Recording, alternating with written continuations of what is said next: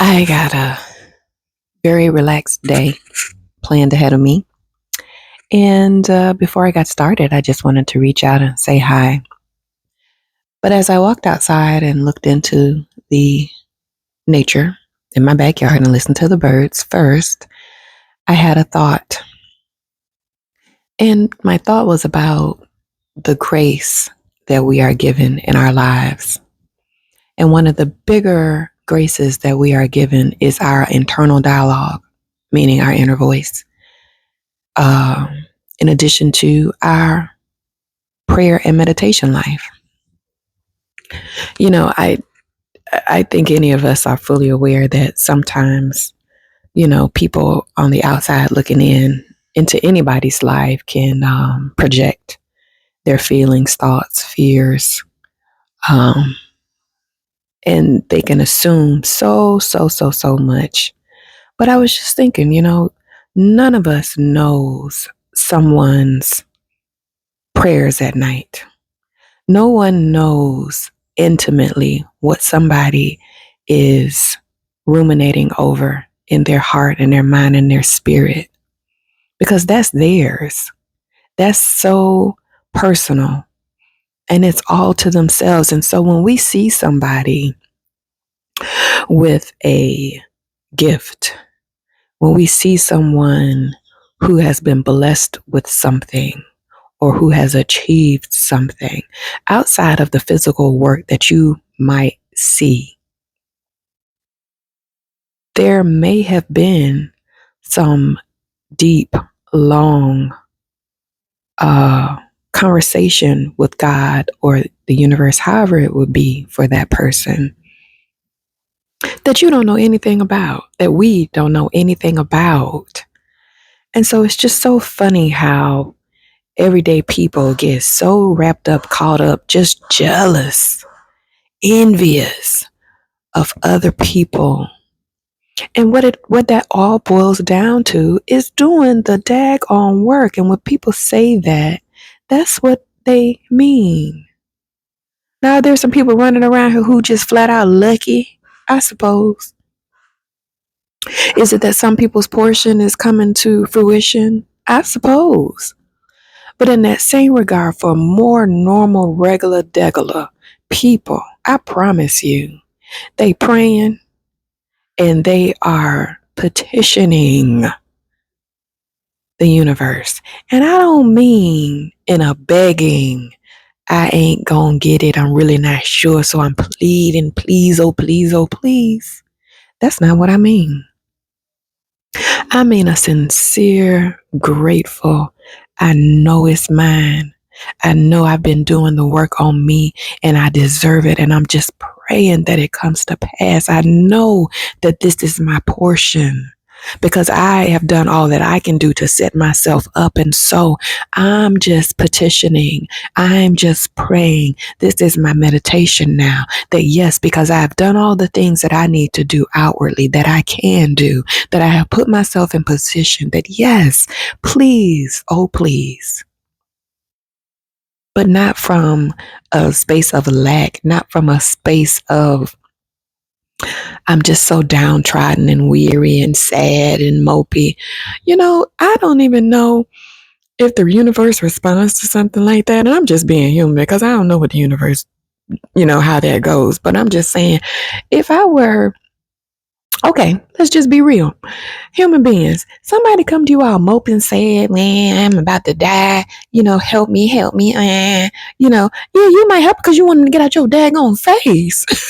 So it makes me wonder if the universe is like that too. Oh, God, please take this so you can go on. I don't want to hear it no more, right? But when somebody comes to you, and this is not about blowing smoke up nobody's ass, but when they come to you on the up and up and say, hey, listen, I've already, done whatever, blah, blah, blah, all I can. And I'm just wondering if you could just bring up the rear and help me. I just need an additional $20. Oh, man, hell yeah. Shit, man. As a matter of fact, take 40. Ain't that how you feel? As opposed to somebody come just, oh, woe is me. Oh, I just don't know. The sky keep falling. The house just imploded a third time this year. We got about 7 more to go. Huh? That's negative energy. So when those kinds of people see somebody who's up and they're spry and they're upbeat and they're blessed and they're happy, and when stuff happens to them, they be upset for a minute because that's human. They got every right, but then they just somehow or another bounce back. The bounce back comes from the assurance, from the confidence, not in themselves, but in God, in spirit, in the creator of all things. That's where that comes from. It's the intimate relationship that's been cultivated between that person and source. That's where that comes from. That's the grace, that intimacy. Because believe it or not, I mean, yeah, and this ain't nothing to not believe. If we could hear each other's thoughts, this word would be messed up. Think about it. You sitting in the middle of an interview and you're the interviewer and you're interviewing somebody who may not be qualified, and you sitting there going, wah, wah, wah, in your head, and they can hear you. Come on now. It would be less people on this planet if we could hear each other's thoughts. That's all I'm going to say. Right? And so that is grace from the universe, that intimacy, that privacy. Because when you tell other people your prayers, and when you tell other people your meditations, when you tell other people your petitions, they have a propensity, if they're not working on themselves, to what? Try to destroy what you're trying to do.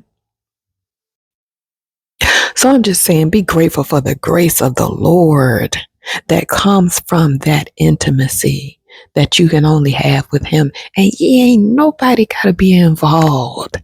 That's their intimate relationship where all day long you can just talk and walk and be in the presence of the Most High. Come on, man. What is better than that?